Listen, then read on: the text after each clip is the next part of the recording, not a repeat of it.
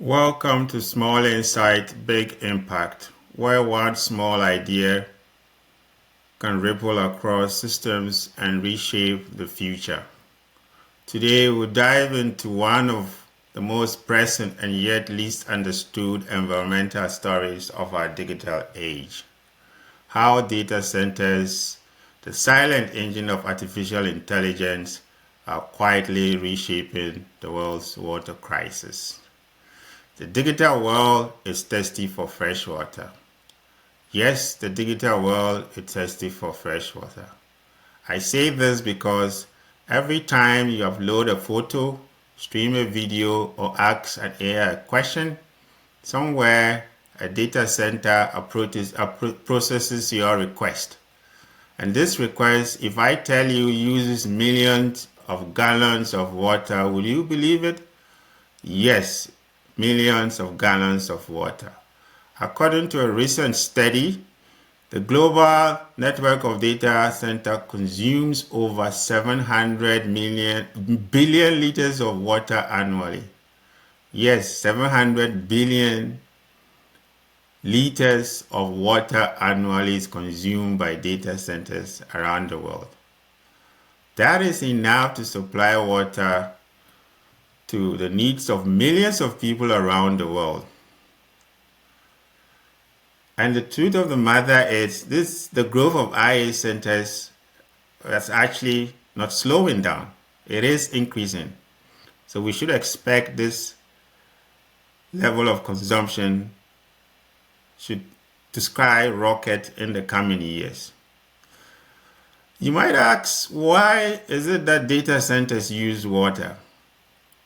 Well, the answer lies in cooling. The mega servers that data centers use to process AI data generates a lot of heat. And to prevent overheating, data center uses cooling systems and water-based cooling ones in order to be efficient. The other options that are available are not efficient and are sometimes very costly. So the default option is to use water-based cooling systems. Take, for instance, a single AI facility that is run by either Google, Microsoft, or Amazon consumes between 300,000 to 500,000 gallons of water a day. And the fact of the matter is most of these AI facilities are constructed in water-stressed areas, like in the US, Arizona, part of Spain, Chile, and maybe next to you in the coming years. You never know when the next data center will spring up or will be constructed. And what you have to realize is the fresh water that most of these data centers use comes from the municipal freshwater supplies. The good news is most of the tech companies that are involved in the construction of these data centers are aware of the water challenge that these facilities require. And many are taking steps to experiment or identify other cooling options, such as using recycled water or air cooling, to be able to reduce the stress that they have on the water resources in the locations that they are operating. But here is the catch. Every alternative comes with a trade-off. Air cooling, for instance, saves water but increases energy. Using recycled water still depends on local infrastructure. Immersion cooling requires new materials and systems are not yet standardized. So in short, cooling of AI centers or the AI data centers is not free. It comes at a cost.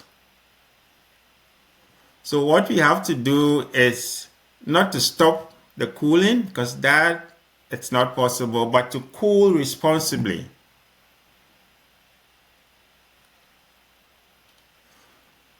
So in that situation, we need to find a balance between how much water we use for AI centers and how much water that the community and other services will need. And with taking such an approach, you need to consider or think in a system, because that will help you appreciate what is required for each system and how the different systems interrelate or interconnect to use water at different stages of society.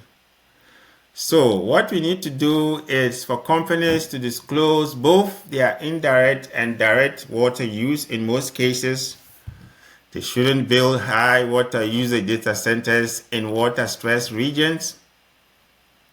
If possible, they should use recycled water or reclaimed water for cooling. And more importantly, align their data center strategies with community water management and regional water strategies that will help ensure sustainability where these facilities are constructed. You should remember the goal is not to stop data centers, because the digital world has come to stay. The goal is to make water smart, climate aligned, and socially responsible facilities that will be able to generate the type of data, AI information that we need for our day-to-day activities.